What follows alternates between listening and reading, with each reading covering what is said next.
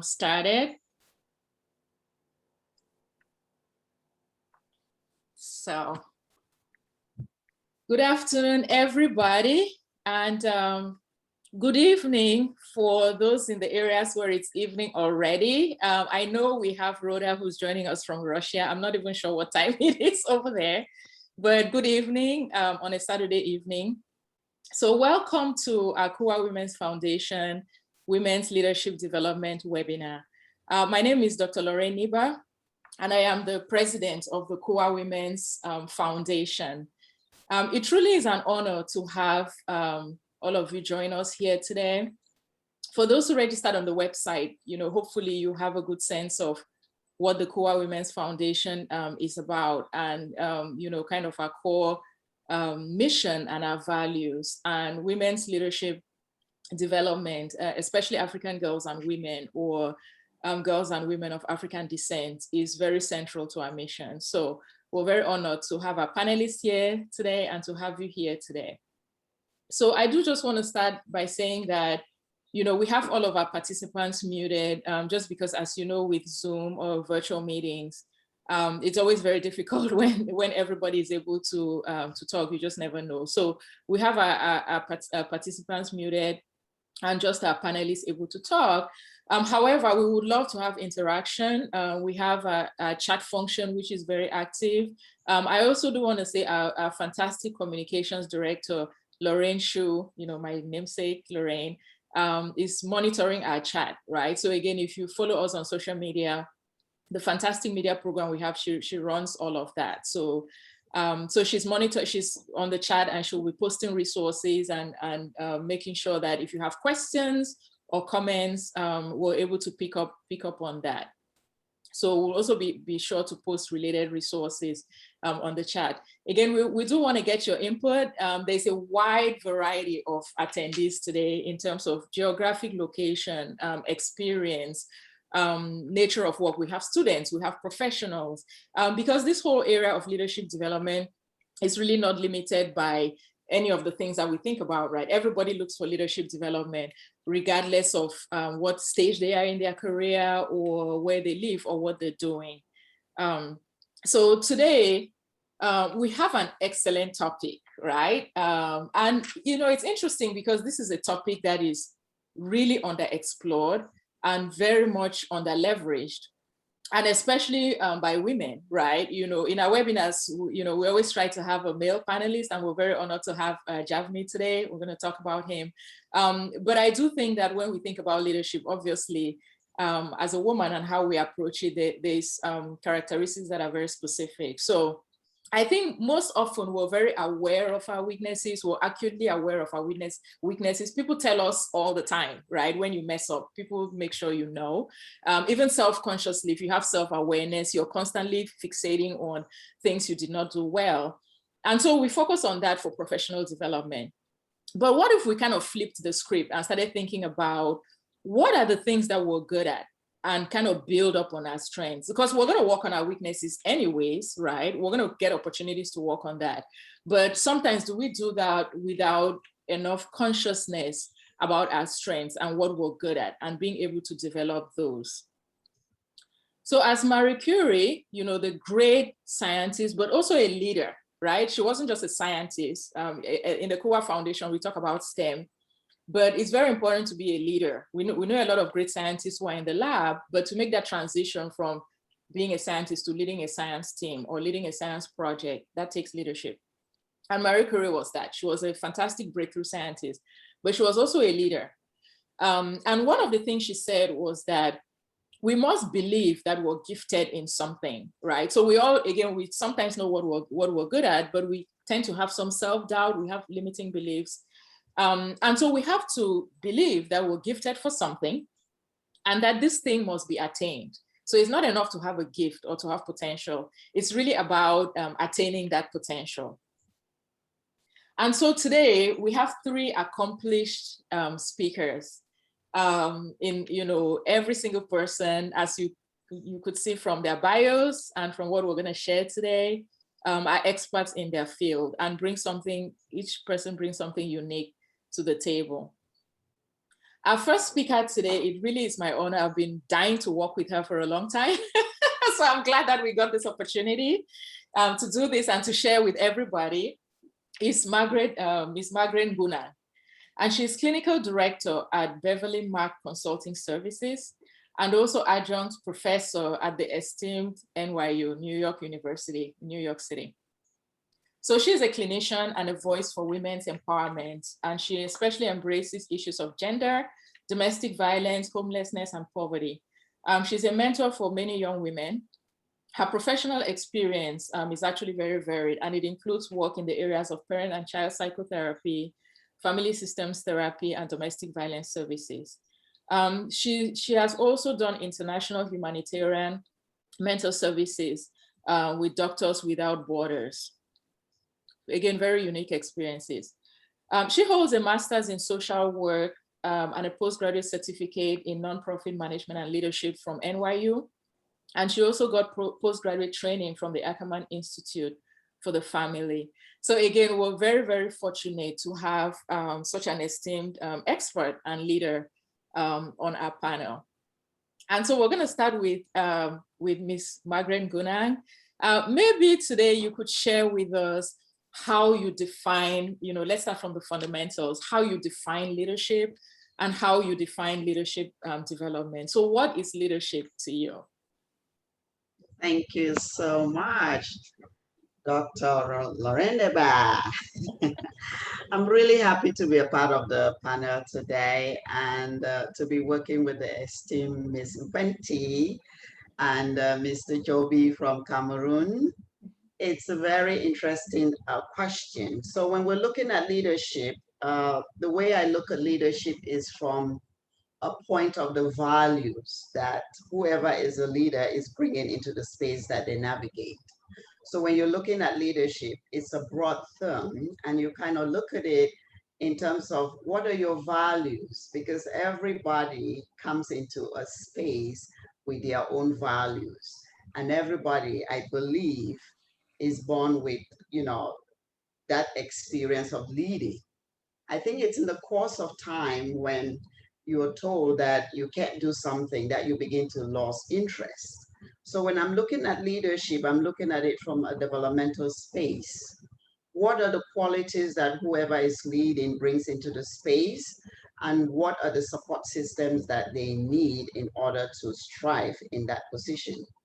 And then also, I'm going to be focusing on distinguishing leadership from authority in this presentation today, because it is very important to know the difference between leadership and authority, because you can lead people, you can have authority over people, but you cannot lead.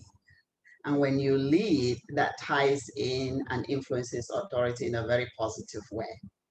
So leadership to me is the ability to nurture people that work with you, to collaborate with them, to support them, mentor them, grow, and also give them room to expand their own knowledge. And when you're looking at it from this space of, leading people, you can either be nominated to lead or appointed to lead by an organization. That doesn't mean that you have the qualities of leadership.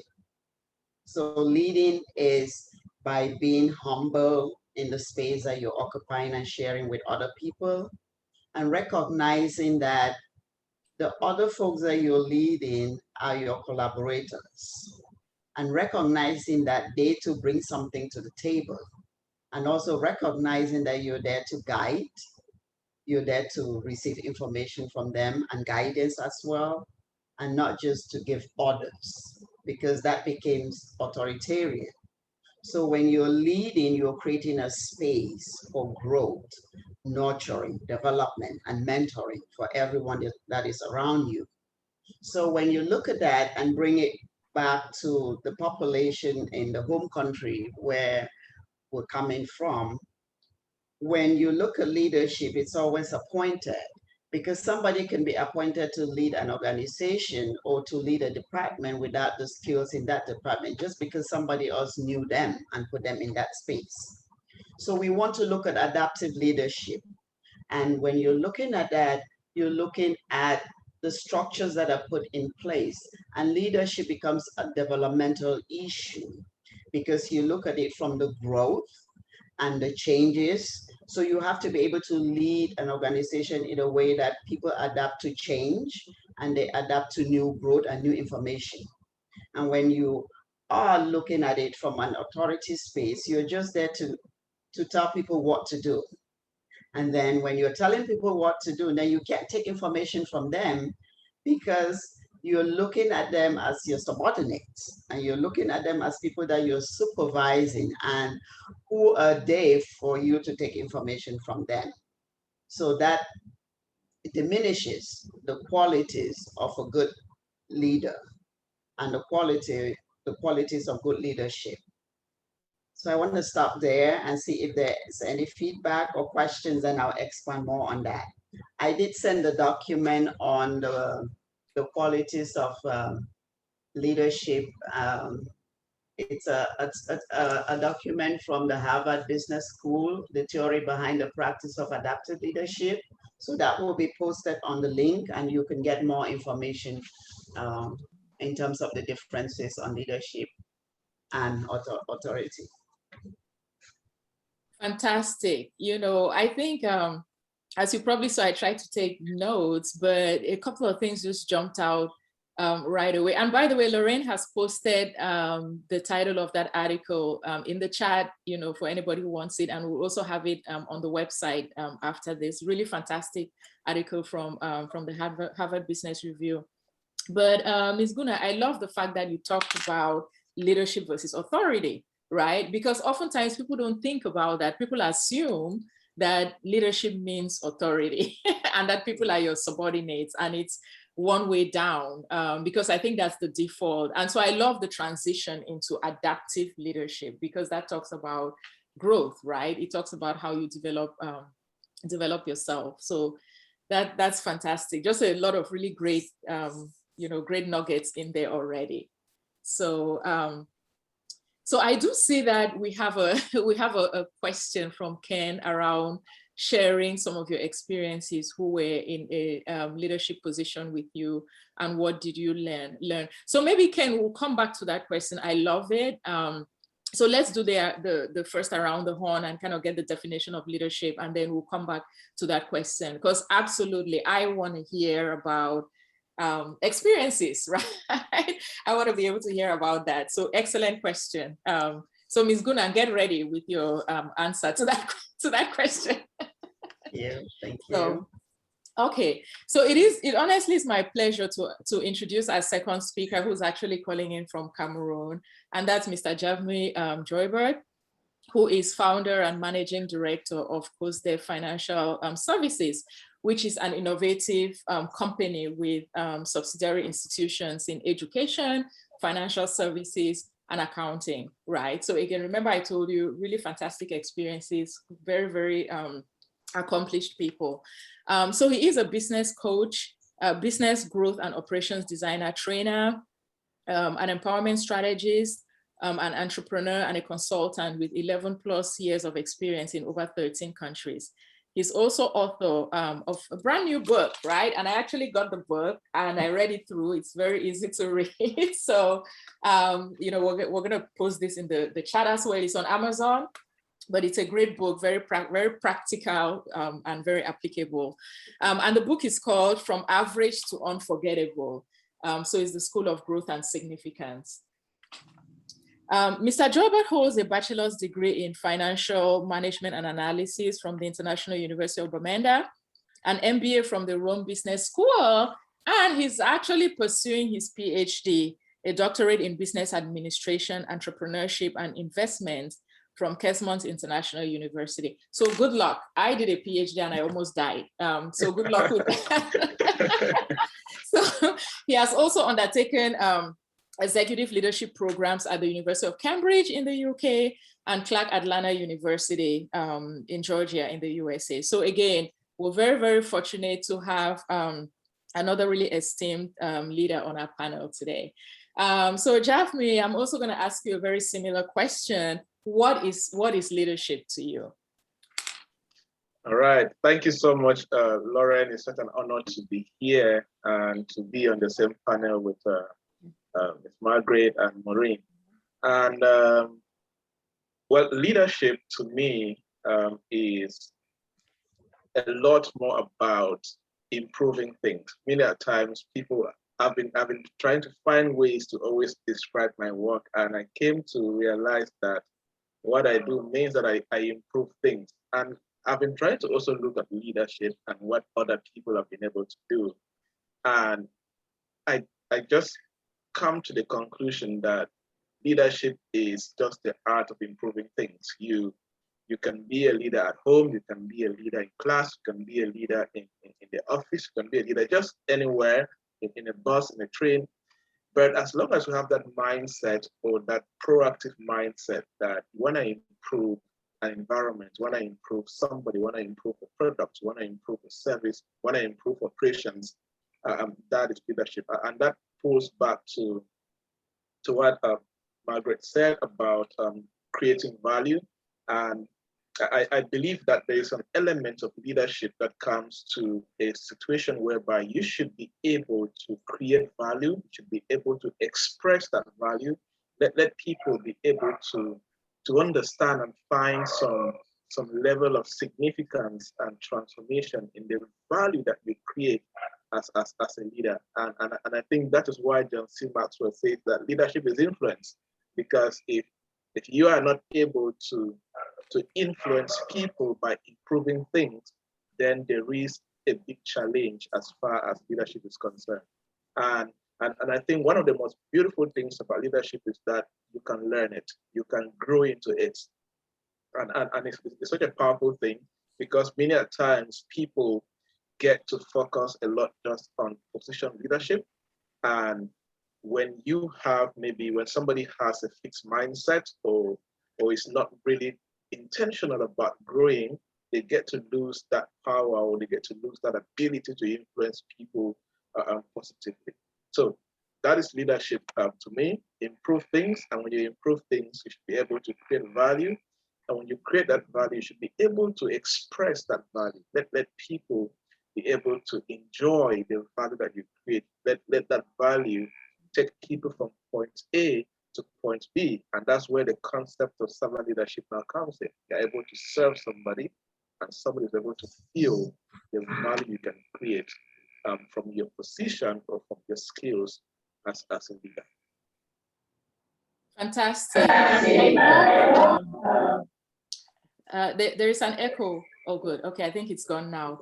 So fantastic, Javme. And I have to say, I love how it dovetails into what Sister Maggie just said about adaptive leadership, right? The fact that you said people can learn, right? Because I think by default, I think you called it position leadership, which is what she meant by authority, right? Because somebody is a director, then they assume that director means you're superior to a manager, right? You're superior to whoever is below you, which is position and authority, versus really thinking about what that means. So some really great nuggets there. I love the fact that you talked about significance and transformation, right? And obviously value creation is finance, right? Finance people always think about value, how am I creating value? But I really love significance and transformation, because I think that a lot of leaders who find it difficult to step away from a position is because they haven't found significance and transformation, right? Because if you've been in a place and you've created an impact and you're transformed, then you want to move on to your next role, right? Yep. So when you see somebody they're not able to move on, is because they feel they haven't achieved anything where they are, right? Yeah. So I love this idea of significance and transformation and the ability to improve people, products, or processes, right, as part of leadership. So hopefully everybody is taking notes as I am doing and learning myself. So I think we have a couple of people from our Young Women's Leadership Development Program. And one of the areas that they had, some of them had highlighted in the application was that they wanted to learn project management and being able to move things forward. So I love this idea of saying that to lead, it means when you come into a situation, be it a person you're mentoring, a process, or a product, if you can improve it and move it forward, that is leadership and influence. That is great. So fantastic. All right. So our third speaker today is Miss Maureen Quenty, who is Vice President and Lead for Hedge Fund Accounting at the Investment Bank State Street in Toronto, Canada. I actually call her Petit Sir, right? So, but for today, she's Miss Vice President, and she's an accounting graduate from the University of Boya. She has an MBA from Rider University in New Jersey, where I am. And she rose to Associate Vice President of the Hedge Funds team at State Street. And then she had expatriate experience in India, in Hyderabad, India. And while she was there, she was actually one of the top 5 candidates in the company's India Leadership Development Program. So in addition to her stellar career, she's now back in Toronto in her role as Vice President. She's also a very passionate advocate for women and children. She was leader of the cultural team and professional women's club for State Street in India. She's a member of the Underprivileged Community Development Association of Canada, and she's a member of 100 Women in Finance, and several other organizations that I cannot list here today, but she's very active and actually doing work in Cameroon as well for orphans and women. So once again, we're very, very fortunate to have another really experienced and esteemed female leader on our panel today. So maybe Maureen, just share with us what is leadership, to you. You've obviously led teams, you've led processes, you now manage hedge funds, which are products. Maybe tell us a little bit about leadership. It's kind of hard to follow up after January and Sister Maggie there. Yeah, but I will just share my own little take. Thanks everyone for joining this conversation this afternoon. Of course, leadership, we can spend all day talking about it, theory, practice, or whatever in between. But from my own personal, experience, or what I view more as leadership, there's one word that stands out to me. It's, service. I approach my leadership from the angle of, what can I bring? Who can I bring with me? What resources do I have? Taking a leadership theory class, of course, they'll teach you about, styles of leadership, bureaucratic leadership, transformational leadership, all of that. But in practice, what I see is whatever styles we have, or whatever personalities we have, whatever people we have, products, resources, we all have to unite that around a common goal. And, the person that brings that big picture together, for me, that's the leader. Interesting that Javnoy, spoke about value creation. For me, that's what is it that we want to do? What goal do we want to achieve? And, the one thing I keep thinking is I can't be a leadership by myself, right? I can't lead myself. You need a team. So when I approach my team, I try to, not just me, but, in general. And, I'll credit this to like a leadership neuroscience class I've taken at some point, but it's identifying your personality. What I do is I bring myself into the role. And when I bring myself, what of myself do I bring there? We all know, and I'm sure a few of us have taken the Myers-Briggs personality, a test. You can identify if you're an INFP, INTJ. But I always look at those last 2 letters. I'm an NF, so I'm an intuitive feeler. So when what in my personality can I bring into a role to not just achieve that goal or create value or preserve value? Sometimes you just need a stable state leader, to do some value preservation. But what can I bring in to develop, to kind of inspire the rest of the team, because it's not about you, the leader, right? It's about the rest of the team as well. So what do I do to unite everybody around the common goal? Even the naysayers, even the people who don't get the buy-in, I still work with them individually to get all of us, right there. I'm looking at myself like a train conductor, right? I have to take this train there, and I need everybody to be on board. So I'll leave it at that for now, but again, like I said, I can talk all day. I'm a talker, so we'll take it up in another arena at some point. Absolutely. And I love thank you so much, More. I love what you said about the fact that there is so much to leadership, right? Like I said, I think it's an area that is unexplored. The area of authority, just going back to what Stamagi said before, is overexplored, right? Because we think authority is leadership, we think position is leadership. And I love doing leadership development programs because exactly for that reason, because we don't talk about leadership enough, we don't think about it. And so I love the fact that you talked about it really has to be about a goal or a purpose, right? It really has to be about a purpose.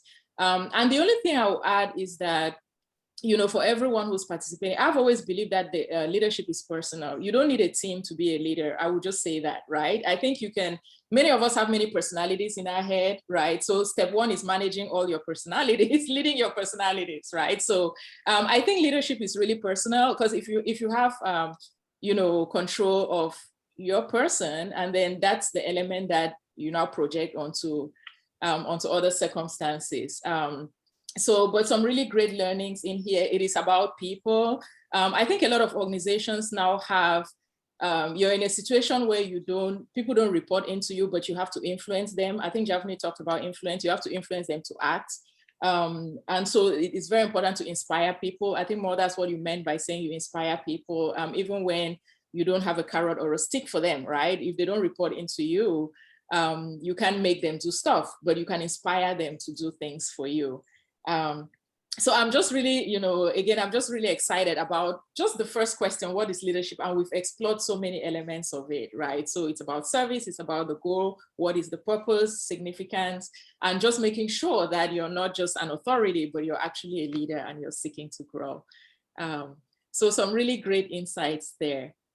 So we're gonna come back to Samagi to Ken's question, which was, can you share some of your experiences with people where you have, people who have been in a leadership position with you, what you learned from them? Is that something you can share? So what I have learned in my experience in being in a leadership position is knowing when to take a step off and be on the balcony and observe, because, there are times that as a leader, you need to be able to take a step back and let the folks that you're leading take the lead, because there's some areas that they have more expertise in than you have. I think that goes towards the goal of service, like Maureen was saying, because if your goal is to provide the best service, and then you have to be able to coordinate, lead, guide, and mentor everybody else towards that goal. And the end goal is service.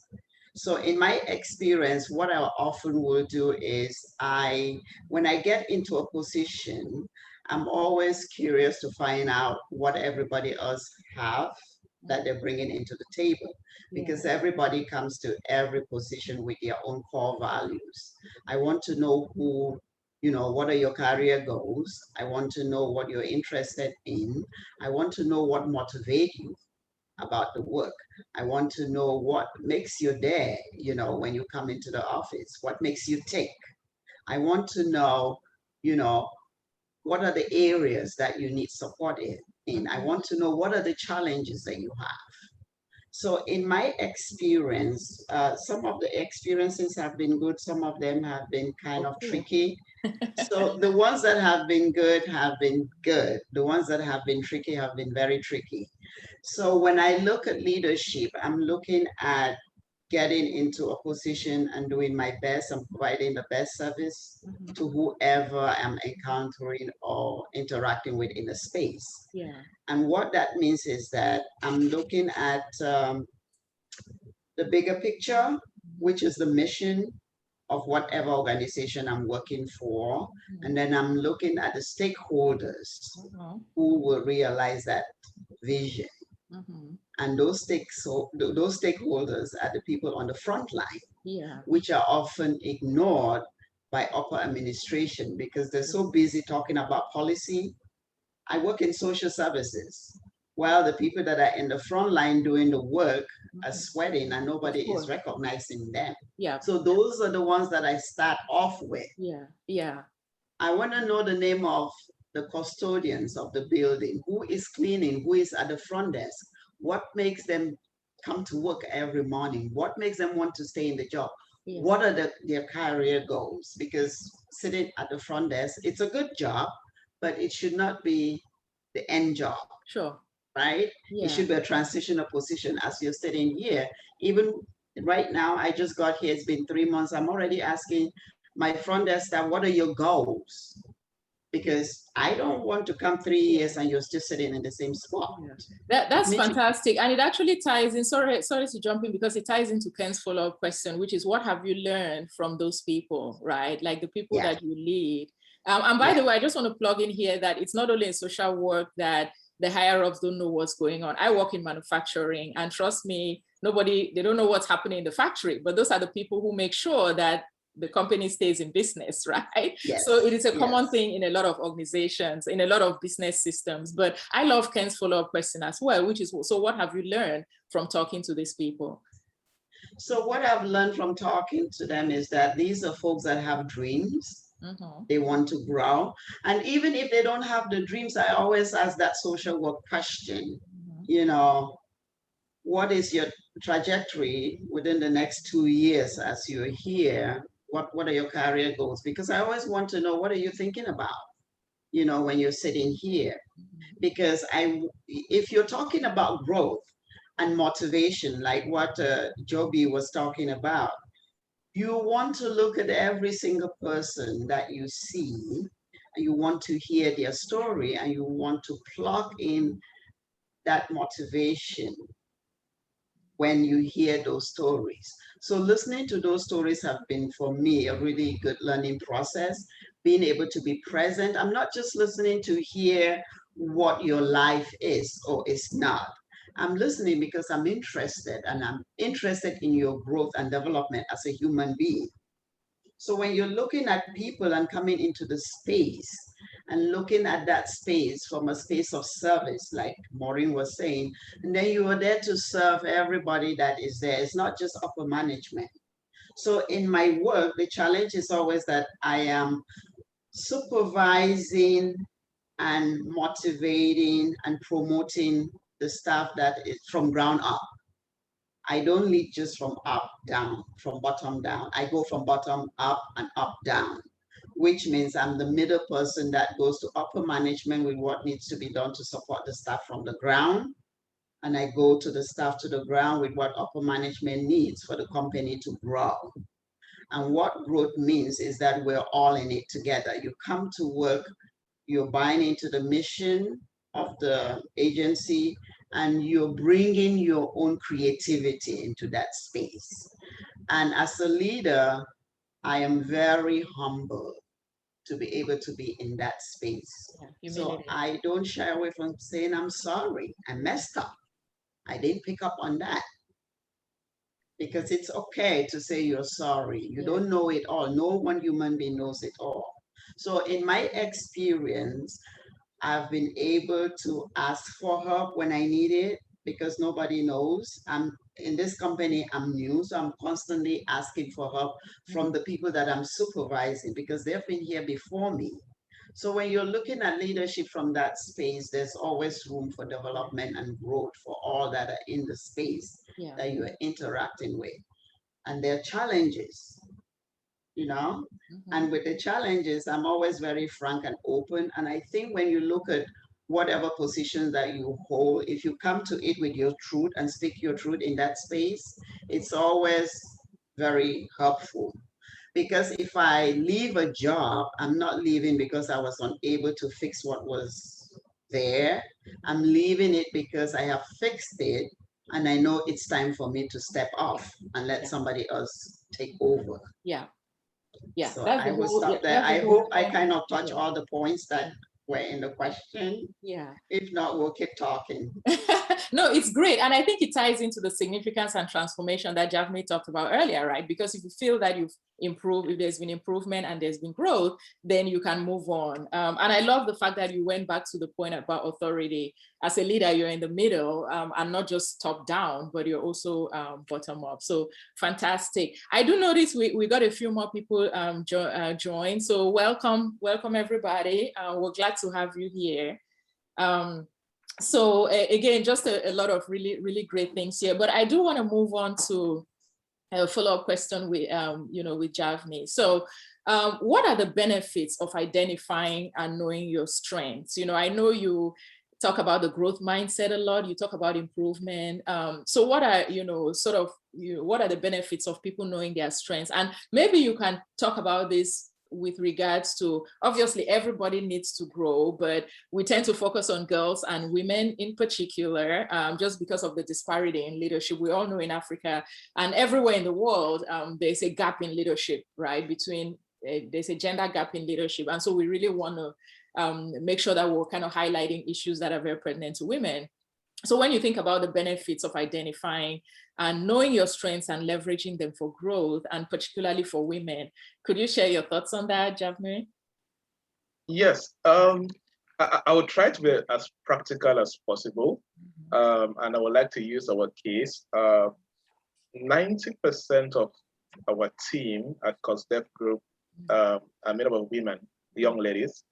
And particularly, I always recruit fresh graduates. Like that is a special interest I have. And our accountants is a lady, operations manager is a lady, director of training is a lady, and the manager of the financial services is a lady. And all of them, this is their first job in a full standard corporate environment that has policies and systems and all of that. And there is something I always tell them, we don't use the word weaknesses. I like to ask them, which areas are you improving in? So, and when they come in, there's this tradition whereby I try to discipline myself not to be quick to judge or raise my voice against mistakes for the first 6 months. That means you are permitted to fail. I always try to assure them that. And when they are doing that, my job is to find their greatest strength. And when all of them came in, before they are being set into all these offices, that was not how they came in. Like, for example, our chief cash officer, she read logistics, but she was super good in handling cash in the office, and she was made a cash officer, and she was surprised that she was appointed a cash officer. So what am I saying? When people get to understand their strength, they get to be very, very productive. And when people that are leading them, or your supervisor or your team lead, is able to be patient enough to actually observe your areas of strength and core competence, it actually leads to you performing very, very well. Now, one thing I've observed is that when people get to understand their strength, their leadership strength, and what they are good at, it reduces, for example, what you can call jealousy. Why? Because people have been empowered to function in their greatest strength, and they are able to recognize that they are being celebrated because they are bringing value to the table. And secondly, I have noticed that the whole team is highly motivated, because when we took time to identify their greatest strength and not always singing their weaknesses, they are able to accept that they are not perfect, but they are in a place whereby they are expected to grow. And when people learn without the fear that they will be castigated for failing, or they will be maybe severely disciplined for failing, they get to perform much, much better. That is what I have discovered in the team. And the last thing is that the level of confidence that people bring to the table when they know their strength is totally different. Our compliance officer, a lady too, she read banking and finance. So what happened when I observed was that she was so good at paying attention to details. So during COVID-19, when it was really severe, and she was just about 3 weeks old when she was recruited, her points were, why don't we put a signboard by the door that says this and this and this? And then she noticed there's this little service that we always outsource and pay somebody else. And she was like, what if we train the accountants to start doing it and we start losing money in this area?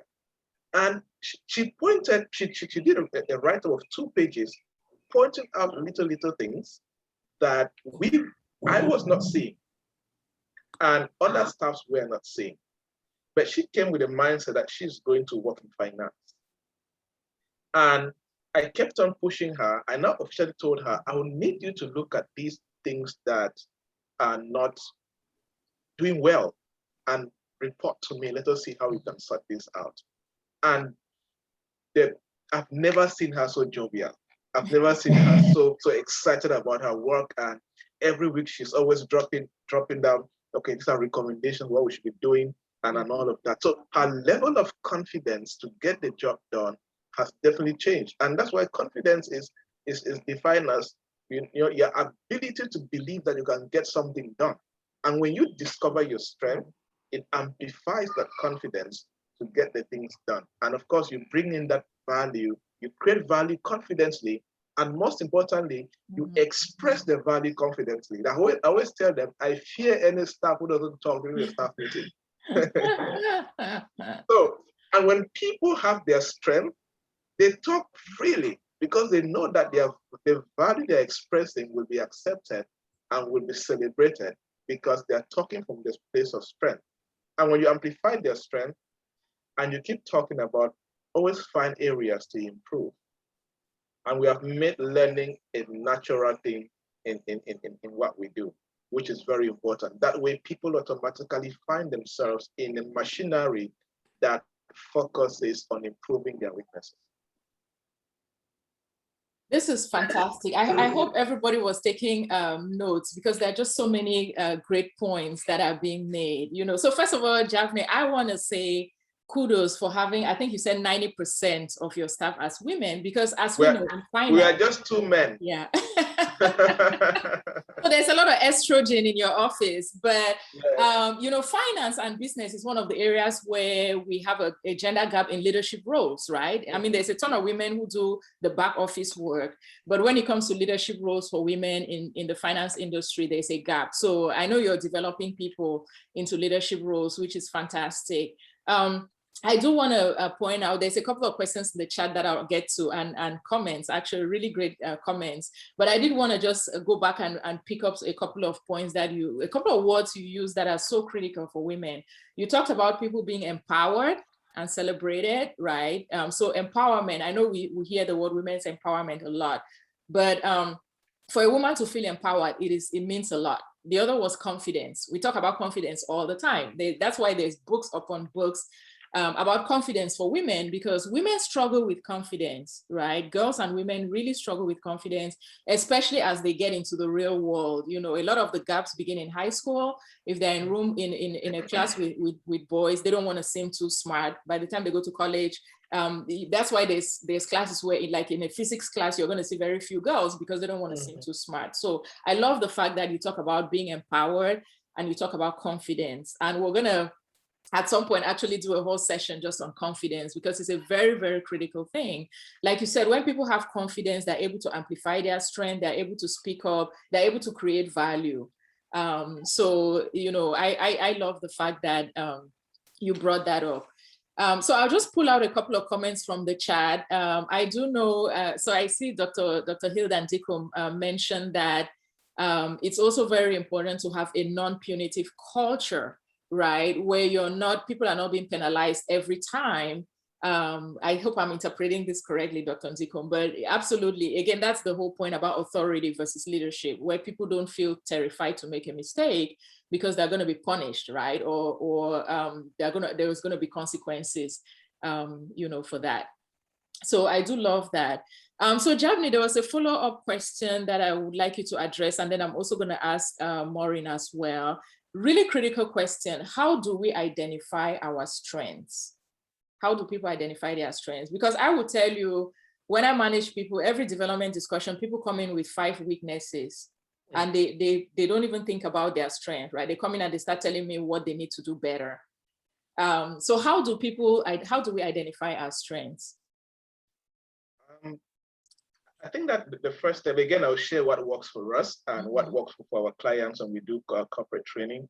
The first thing that we do is, during like interview or offer letter stage, I always like to emphasize to people, you are permitted to fail.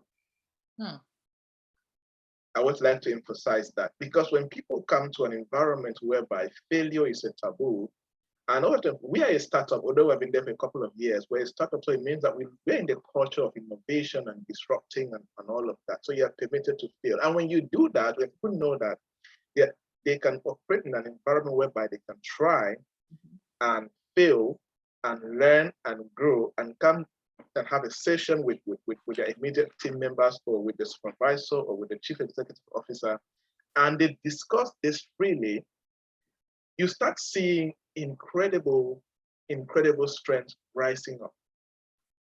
Like, seriously, sometimes I watch the team, I'm like, are you the same people that we recruited fresh from school? You see, and when you do that, the second thing is, start celebrating the little wins, the little contributions, the little values that they create. It's an example. There was a time that I noticed that the team was so proactive.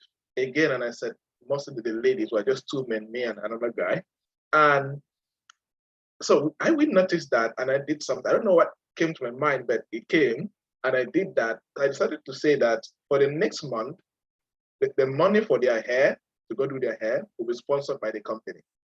And we gave them the money, paid them all of that. So we calculated the highest cost and gave everybody the same amount. And after that, the reactions and going the extra mile. Okay, it was when we were trying to do digital transformation. We were transforming a part of our business and getting a new software. So I observed that they stayed till Saturday till about 6 p.m. without asking for permission or without informing me. On Sunday, while I was passing to church, I noticed the office was open.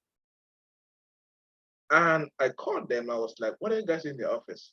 I was so moved the fact that, when it's a startup, and sometimes you have this mentality that is your thing. But when people get to buy it up and run with it in a way that sometimes it baffles you. So I called them. I'm like, what are you guys in the office? Said, we have to finish the software so that we can use it on Monday. And I was super moved by that. And it came in on Monday, and that's why we did that. So, okay, you know what? I was thinking, what can we do to these women that will so much move them beyond money? And we're like, okay, you know what? We're going to pay for your hair for next month. And the jubilation, it's not that they cannot afford it, but the way they celebrated it was super different. And from that time to today, the way they bring contributions, the way they serve is totally different. So celebrating and acknowledging that contribution that people bring in is very, very powerful. And the third thing is that when you identify this, help them to enhance it. Help them to enhance it. They then mentioned to one of the staff that you're going to be the compliance officer of the company. She didn't know what compliance job was. I said, okay, don't worry. I had to do a short training to introduce her into what compliance officer is. After about 2 weeks, I brought somebody who's an expert to train her in that particular field. And she has been super excellent. So identify it, let them fail of course, you create a system in a way that they cannot fail, in a way it would cost the company a lot of money. Of course, there's a system like that. After that, start celebrating their small contributions in when you identify that they are growing in that area. And when you find those areas, enhance it. You may have to lose some money by training them. We have to pay this guy to come train her, but it is the best decision that we did. And she is super good. And in the process, you can continue to encourage that learning culture.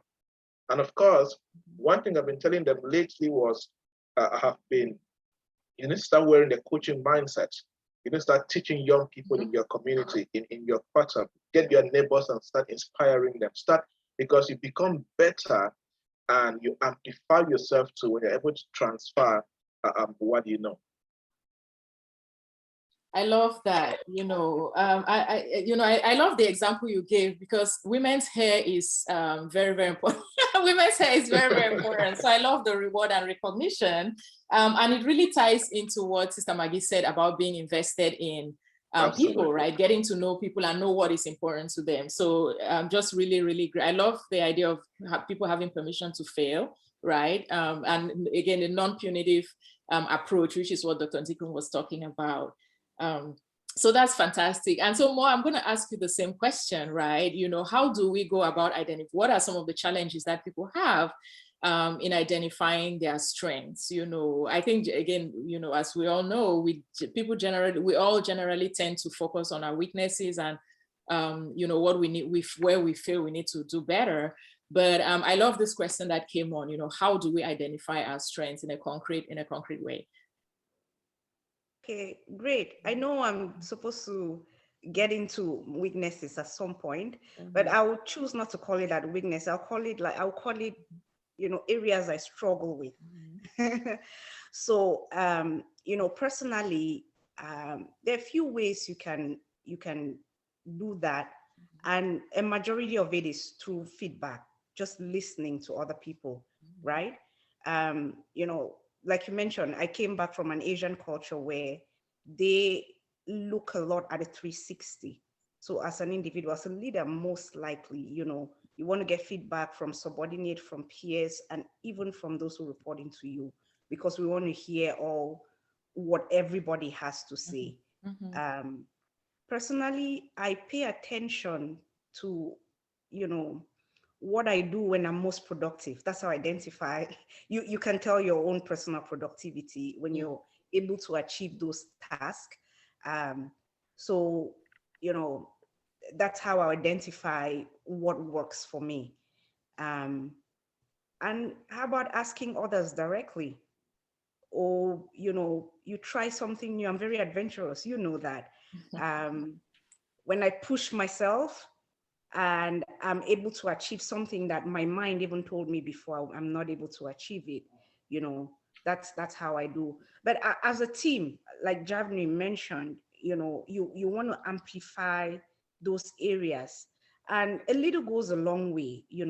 Again, hair, it might be something insignificant, but we need to be able to identify those areas, because it gives us confidence, like you mentioned, and it leads you to that buy-in, right? If you have a team member who's kind of lagging, it's a good thing to find out that area where they're passionate about, and just push their buttons towards that direction. It all comes into play in such a way that you bring everybody back together. One thing I wanted to mention was being able to even communicate better, right? If you're passionate about something, how do you bring it to the forefront? How do you run with that idea, right? So, there's this concept that says, you have to think on your feet. And when you think on your feet, how do you take that idea and run with it? Or how do you communicate it? Not just to your superiors, to the rest of your team. Everybody needs to be able to get on that goal that we're talking about. As a leader, you want to be able to achieve your goal, and amplifying that strength, like Javni mentioned, even push people to go one step beyond, one step more than they are asked. So, you can see that the little things do go a long way when you're able to identify them and amplify them. You get people get invested personally, and they'll spend their last penny to get that project to work.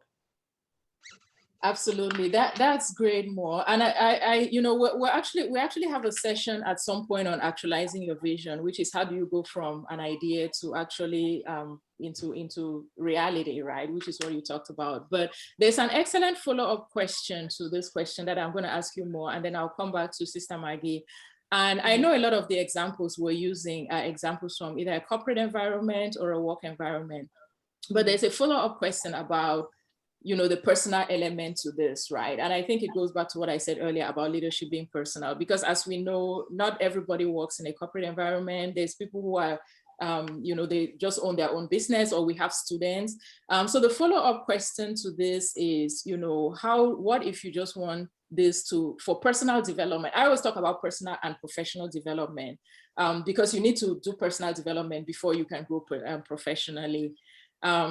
And so, maybe more you could talk about a little bit on a personal level. And I know you mentor girls and women, sort of how you do this on a personal level. And before we do that, I just want to add into what you said earlier, because I love this whole idea of strength-based leadership and from a position of strength, because I did a leadership development program that was about your best self, right? And the assessment was, when are you at your best? And it's all about your personal characteristics. It's not about behavior, right? Because a lot of times we talk about what people do at work, but your strength is who you are as a person. It's very important to be able to distinguish behavior, which are things that you do, right? You show up at work, you can be doing things that are completely separate from your character. Strengths are really about you as a person versus what you're doing. And this whole idea of who are you at your best self, right? Are you somebody who likes being around people? Do you enjoy when people are happy because you're there? Are you the kind of person who likes a lot of noise, or do you like introspection? So maybe more just speak about, so maybe if I can input to that question a little bit, is that part of personal strength is for you to think about, when do you feel great about yourself? Is it when you're an inspiration, you're light in an environment, when you're a positive influence, when you finish a project and you see people benefiting, and so that's how you build your strengths, and so it's very important to think about your best self, to think about your character as a person versus just things that you do. I know that's a little bit of a complex concept, especially when we talk about these personality assessments, but that's very important. So maybe more, you can speak a little bit more about that. How do people do personal leadership development, where it's not about your team or about being in a corporate environment, but you as a person growing? And then, Sister Maggie, maybe you also talk about that, because you work with people as well. Okay, so I'll go back to that, the leadership neuroscience course I've taken.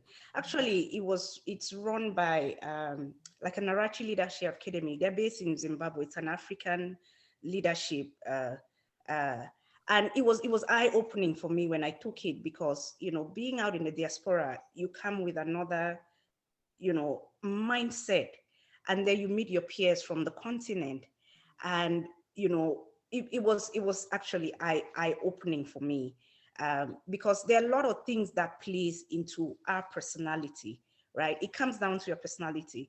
You have to identify your personality archetype, like I mentioned before, because that's what you take into any leadership role. I will advise, all our panelists, if you haven't, I think Lorraine posted the Myers-Briggs test, just do it. And when you do it, see how it fits into who you are. You can identify yourself in there, and the good thing about it is when you take it at different stages of your career, the results actually come out different, because your outlook is different. Your team is different. The group you interact with, it's different. So, I've taken this over a long time, and it's so interesting to see how, I've matured. There's maturity in leadership as well, right? So when you're able to identify that, you would better lead other people. You know, there's no question about that. I mentioned personally, I'm an NF, so I'm an intuitive feeler. So it even got me to a stage where I was, you know, questioning if I'm in the right career. Because, you know, what it showed me was that my leadership is more about what Sister Maggie mentioned earlier. You know, she's in social work. I've never done social work before, but my leadership style, it's more about people who are in social work, because you want to bring everybody together. You know, in the corporate world, there's a lot of, you know, ups and downs. There are highs and lows. There, you know, there cat fights, no question about that. But my personality type showed that I liked an environment that would involve everybody, like the front desk person she talks to, like the janitor she talks about, you know. So if you're able to identify that, you can only better use that to serve you. You can only better use that to get your team to you know, to fall behind all, you know, the goal that we're talking about. Actually, I made some notes here that I told myself I'm going to look at. But what I said was that as NF leaders, we are concerned with how the big picture fits with the human need of the team. So we can't let that humanity slip. There, you know, we all know in the corporate world, it's dog eat dog, right? You know, if you're able to, you know, fight with the biggest fist, you can get ahead. But having identified myself as one where I need all my team to not just do the work, but feel good about the work, I'm able to leverage that now, you know, my personality type into the kind of projects that I take on. I'm not going to take on a project that has a lot of strife in it, because it wouldn't fit. It's not just the work, you know, I can't sleep at night personally based on that, right? So, you know, looking at who you are, getting that personal development not only helps you align better with the kind of goals or the kind of projects you want to get involved with, it even sends you to a better team that will help you work and, you know, get to that goal that you're trying to achieve. I hope I answered the question. I know I kind of meandered all around the place. But... No, it's great input, you know, and I think more, you know, I love the fact that you talked about personality assessment. I know you talked just about the Myers-Briggs, but I do want to share that there's tons of personality assessments. You know, I've ended up doing different ones just because I've held different roles. I transitioned from being a scientist with a research lab into a commercial role. So I've done, Myers-Briggs is just one. It's an expensive one, but there's a Gallup one. So maybe after this seminar, this webinar, what we will do is, you know, maybe we'll post on our website some of the different personality assessments. Myers-Briggs is a great one, but it's not the only one. And there are some that are free, right? You don't even have to pay for them. And then of course there's the free one, which is again, I don't know, you know, I think a 360, it has too much structure, but who are the people who are close to you? Do you have people that you trust that can really tell you who you are as your best self, right? So again, to answer that question, you know, there has to be the internal, we all have a God-given ability to do self-analysis. You know when you're doing well and when you're not. So that's really the starting point, you know, and again, it's this whole identity and purpose. So, you know, start with yourself internally. You kind of know when you're at your best and when you're not. You widen your circle to the people around you. And then there's this structured personality test that you can do. And I was quickly trying to find some, you know, while Mo was talking, in addition to Myers-Briggs, but there's tons of personality tests out there. And if you have the opportunity to take it, you know, to be able to do those, right? And obviously, as you evolve, your experiences evolve, you meet other people, you change, but it's good to be able to do it. So that's a good starting point. So Sister Maggie, I'll come back to you again, because again, this is really about the personal element, right? If you're mentoring somebody and you're working with somebody and not the work environment, how can you help them?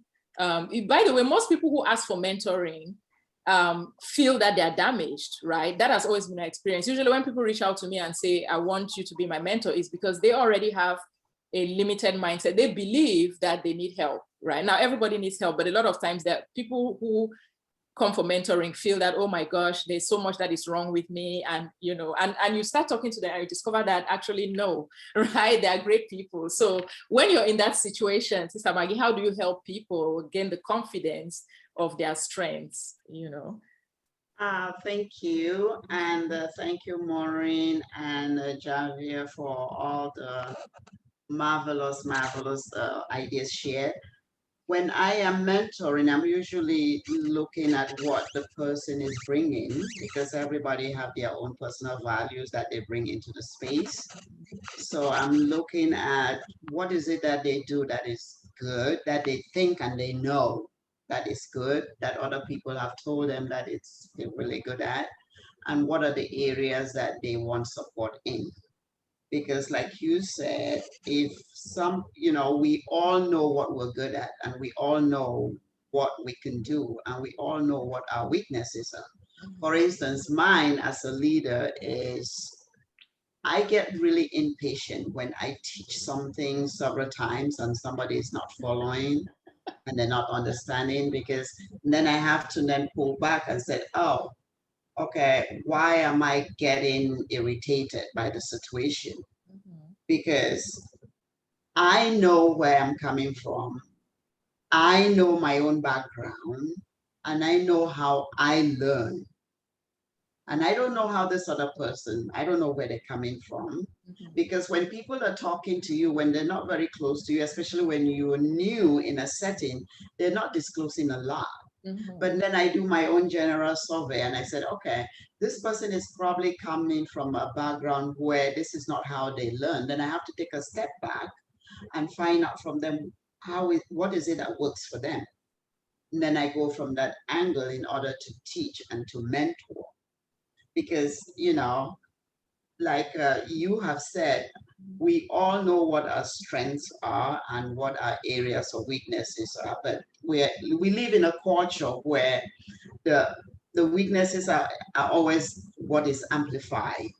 So I think in terms of looking at leadership mentoring, you have to then move away from that lens and look at the strengths and the values that everybody is bringing into the space. For instance, we come from a culture where respect is very important.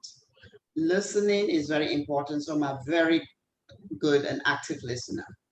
And then understanding is very important. So I can listen and not write anything, but I'll have the information, because I come from a background of oral history where we learn by just hearing and doing.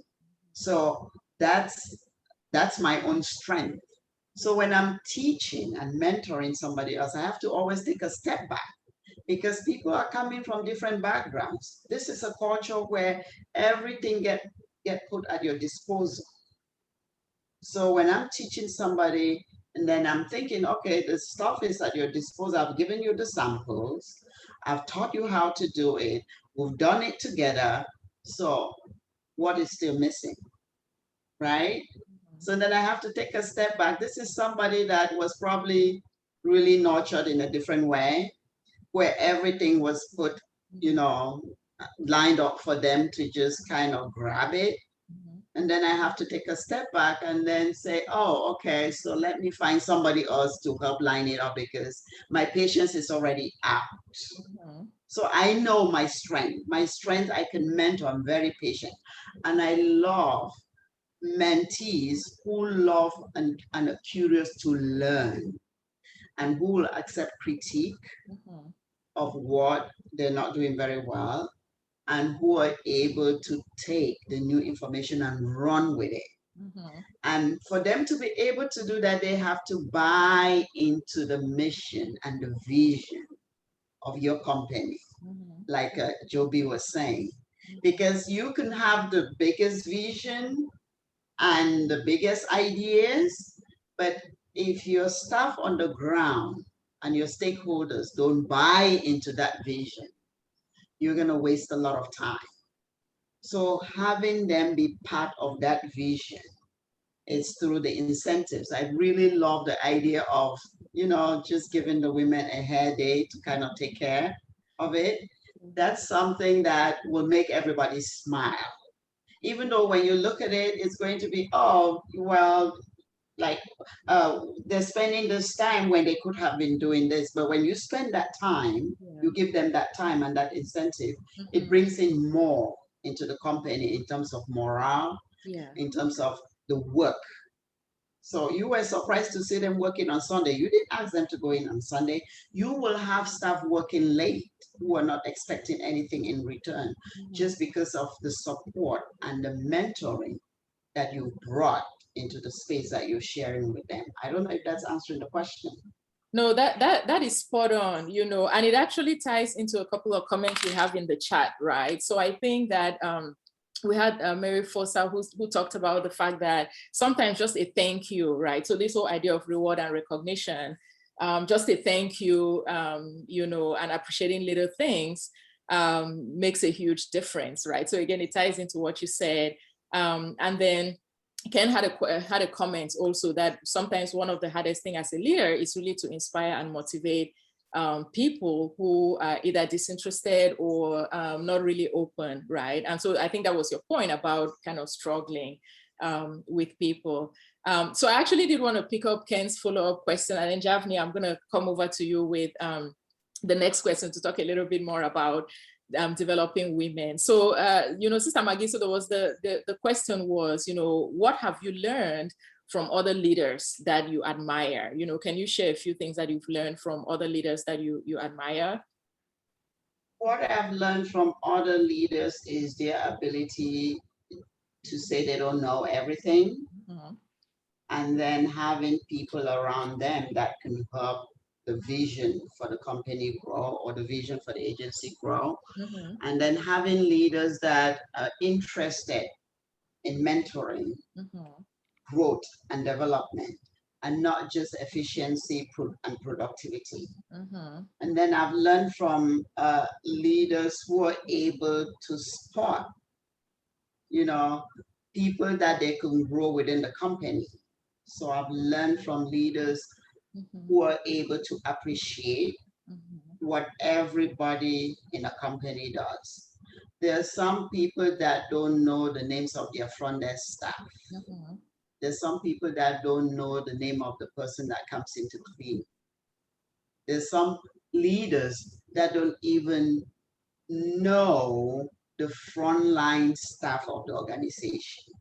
So what I've learned is to be able to know everybody that works within the organization, because everybody, irrespective of what position they hold, is a part of that link that makes the company grow or the agency grow, irrespective of what position they're in. So those are some of the things that I've learned.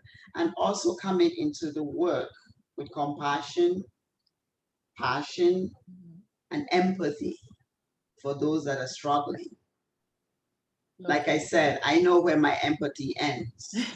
And that's when I stop there and I look for somebody else within to kind of take on that role. Knowing when to stop is also very important. And that's a good lesson that it took me a while to kind of figure that one out, because I was always the doer. If they couldn't do it, I'll pick it up and do it. Right. But then if which, by the way, is what most women tend to do, right? Women are doers. So if somebody's not doing because something, we're caretakers, right? So you're always taking care of everything. So I've learned to kind of pull back, and then have other staff members form peer groups and do peer supervision with each other and do peer support with each other. I'm on this meeting because I have my new hire being trained by my employee, who she's shadowing. So being able to look at the people that can help in terms of enriching the experiences within the company, within the agency, or within the organization is very important.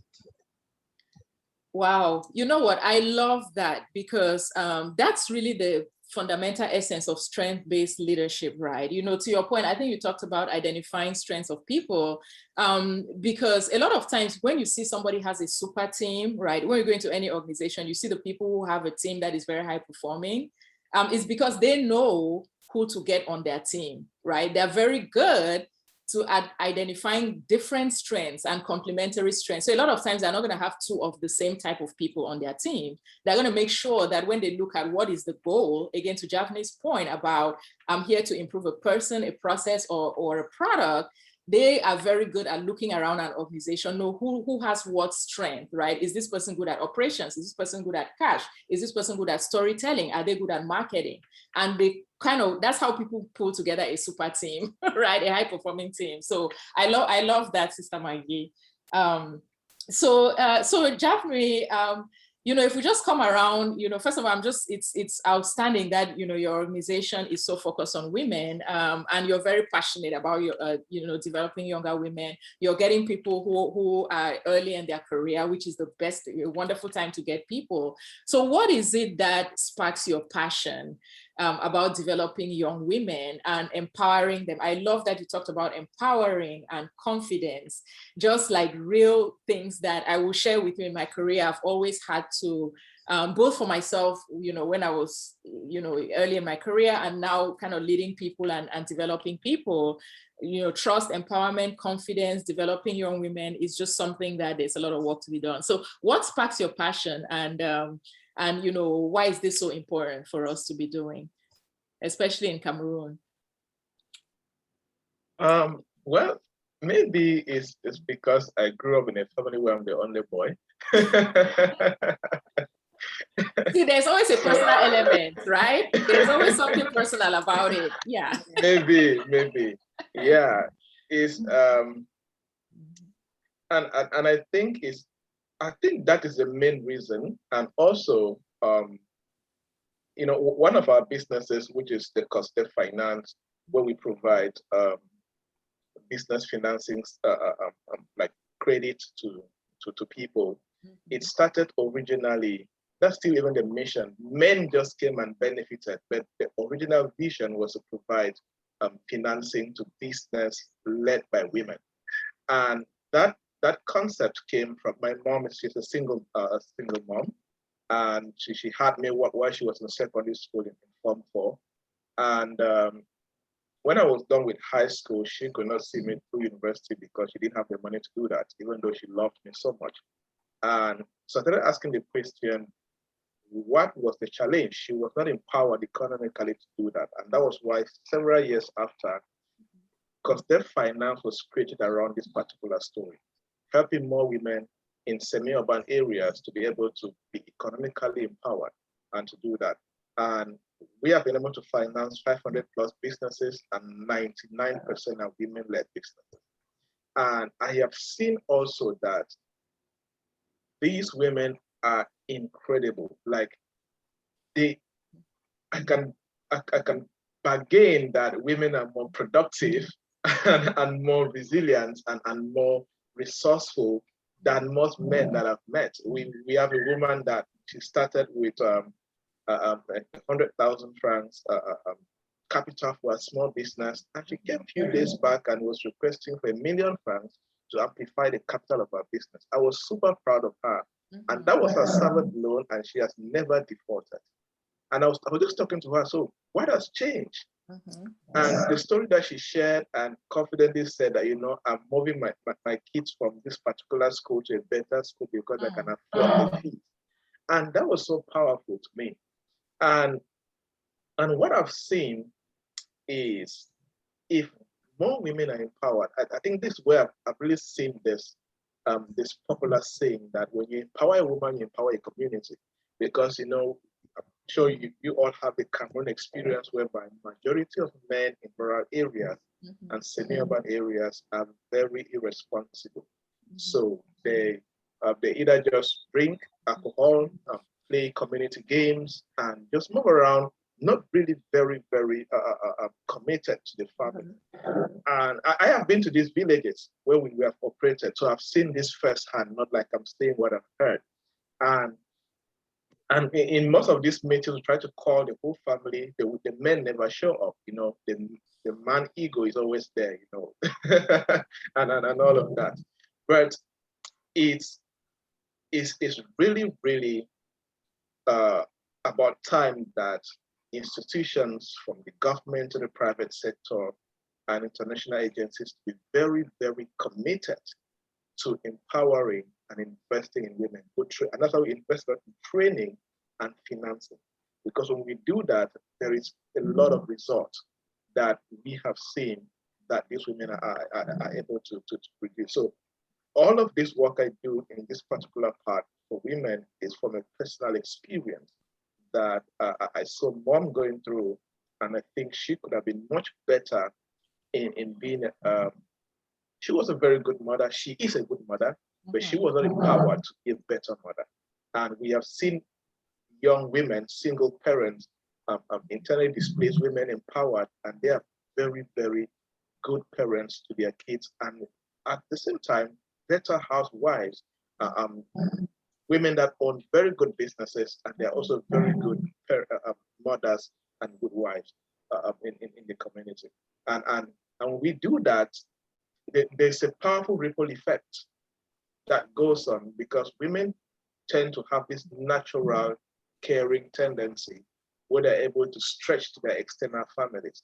Where you see a woman being able to bring in her sister's child, say, no, I think I'm more better to help my sister's child right now. We have seen that ripple effect happening. That's why we try to go beyond just asking questions about business. No, how has the business helped you do better in the family? And we have heard incredible testimonies of women stretching to the external family, to the husband's family, and getting these kids back to school. Wow. Wow. Yeah, just so much in there. So I love the idea of impact, right? You know, you said you can actually see the impact, purpose, right? It goes back to your point about why you're doing this. So that's beautiful. So I did kind of bring us all back, because I know we're almost at we're almost at the end, but I wanted to give us a chance to kind of go around and get kind of our closing messages. So again, this has been a really rewarding. I have pages and pages of notes. I know Lorraine, my other Lorraine, is also really getting some really good nuggets. But before we closed out the webinar today, I kind of just wanted, you know, if there's one takeaway message that we want to share today, what that would be. And Mo, I'm actually going to start with you, right? Again, we have an audience that is you know, from different parts of the world. And then of course, we're gonna have this on our YouTube channel. So we usually get a lot more views afterwards. But again, you know, we're women, majority immigrants, wherever we are, or back home in Africa. So what is the takeaway message about leadership and kind of leading from a position of strength? So Mo, maybe I'll start with you. You're muted. Can you unmute? Oh, sorry, I didn't realize that. I was going on and on already. No, definitely, you know, it's been like really, really interesting. I looked at the time and I wondered, you know, can we add an hour to this? Because we can keep going, right? And it's interesting, really, really interesting conversation. Thanks, Sister Maggie and Javni, for all your insights. But the one thing that is going to stick with me after this is, you know, how do I lead, right? I have to be a nurturer. I have to involve my team. I have to develop my team. Yeah, I know the other Lorraine, I saw your question about, you know, getting out of the corporate environment. But one thing I want to tell you is all the things we've discussed today, yeah, it might not necessarily be in a workplace. You can still apply that in your family environment, and it will work definitely. Trust me, I've done it. You know, trying to get your brothers or your sisters to buy into an idea. That's your project that you can take, and that's your goal, and you can lead that. And no matter your, you know, the order of your family. I know the family environment is different. Like Auntie Maggie mentioned, you know, with respect, with our culture and everything, you can't say no to what an elder says, but look at yourself, no matter where you are in your family, as that leader, and you can apply a lot of all these things that we discussed, and it will work. I look forward to more discussions on this. Like you said, it's a gold mine, right? We've just dug the first hole. So I look forward to digging all the other holes as we get through this. Excellent. Yeah. So it's really, to me, to me, the takeaway was, how do I lead? And so it goes back to the being more mindful and more conscious about and being consistent, whether it's at work or in your personal life, right? Because it's applicable. So that's excellent. And again, we're building a culture of excellence, right? That's part of our core mission. We're addressing all of these topics in depth because we want to build a community of excellence where everybody's a leader. Okay, so Japhne, back to you, and then we're going to close out with Sister Maggie. So if there is one takeaway message, if someone is sitting there and wants to like wrap this all and say, okay, so I walk away from here, I'm going to have 3 takeaways from our 3 panelists. So what is the one key message? For me, I believe a lot in learning, in improving, and I always like to tell myself this particular quote every time, that if Joybert, if you want to go to the next level, get the skills the next level requires. That I tell myself that very, very often, because I believe a lot in learning and improving, in skill acquisition. And that's one thing with leadership. If you look at exceptional leaders from the corporate world to politics to community, and even to being a better parent, you know, you keep learning every day and on how to be a good parent and so on. So I think we should not undermine the place of learning consistently, read webinars like this, ask for advice, mentors. I love to sit with people who are older than me, because there's a lot that I get to pick out from their minds. There's just so much that we can pick out as young people from our parents and from elders in the industry and so on. And that's where learning comes in as a very powerful tool and a gift. Excellent. I love that continuous learning, you know, that's wonderful. And Japhne, I want to share that one of your mentees sent me a personal note, right? Because I wrote about your book, and somebody sent me a note and said, thank you for writing about my mentor's book out of the blue. So, so you're impacting people, right? I love this idea of continuous, not just, I know you mentioned skills acquisition, but I think continuous learning is really like the umbrella, right? In every way, even in a personal life. That's great. Okay, so we're gonna close out with the fount of wisdom, Sister Maggie. A lot of wisdom and experience. Well. You know, after Maureen and you know, Joby, I don't know where I stand on that level, but I could just try to add on to what they've already said. So the takeaway message for everyone that is watching, or everyone that is present on the panel, is that leading is not easy. Leading is the ability to come into the space with humility and with the understanding that you're there to learn as well as to teach, and appreciating the folks that you're leading, and then being able to communicate. Effective communication is very important. Being able to state what you're communicating in a way that the other person can hear you, and then following up to make sure that they understand what you're trying to state, they understand the vision that you're trying to create for them and for you, and whichever space that you're in. And then also the acquisition of skills is very important. And then respecting the values that everybody else is bringing into the space that is sharing with you, and being able to just add on to what they already know, instead of telling them that they don't know what they're doing and you're the person that knows it all. I think I'm going to stop there. I think those are just a few things that if people think about it in terms of leadership, we could move a lot of people forward. And then also, just to add on to what Maureen was saying, you can do this with family members, and do not be obliged to continue to hang on to the ones that cannot move or cannot grow. It's okay to let them fail, because when they fail, they learn from the failure and they can grow from that. Because I say this because we look at our families with a lot of guilt because we're living overseas.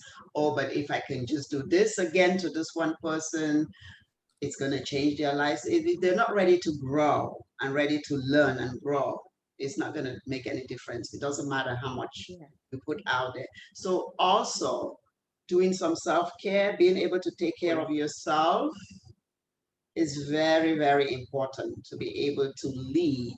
You have to be a centered and grounded leader. And there are many ways to do that. Some people run, some hike, some do yoga, some take a drink, some dance. Whatever floats your boat in order to keep you centered. Yeah. I will end with that. Gosh, yeah, this is just so much there, Sister Maggie. I love the fact that you talked about humility, right? You know, leadership is not easy, it's humility, but also respecting people's values. So I think it goes back to where you started, which was about leadership versus authority. So this was beautiful. What a discussion. I think we had a comment one additional comment in the chat, which was to say that leaders should be dynamic, right? And I think it ties into a lot of the conversation we've had already, to be adaptive, to be dynamic, to be open to change. So, well, thank you everybody. I know we're beginning to lose a few people because we came up on the time. But I really want to give a special thank you to our speakers, our panelists today, you know, real experts. We're going to continue to leverage you as we build this community of excellence, you know, of leadership, you know, leadership development excellence for women at KWF. I really want to thank our participants today. We're going to have an edited version of this on YouTube. I think, you know, usually people follow up on that. I'm always amazed at how many views we get after this webinar. So we'll still have this information and we'll continue with the resources. And we'll continue to grow. I know Debbie had sent a message that said she's looking forward to the follow-up to this. So we'll have additional conversations. We actually have our next webinar September 18th. So be on the lookout for that, you know. So a very special thank you, thank you for your participation. I know I grew a little more in leadership during this 1.5 hours. I hope I hope other people did, right? A special thank you note from Rhoda. She says, thank you for your time and the much wisdom that you've poured out. So, thank you, everybody. Rhoda, thank you for calling in from Russia. I'm glad it was worth this session. And again, as we close out, remember where we started, which is that we're all gifted for something and we all have strengths, and we have to believe that, right? And leverage that to grow. So thank you everybody. And, visit our website, stay tuned for more of this discussion on leadership development from the KWF Women's Foundation. Thank you.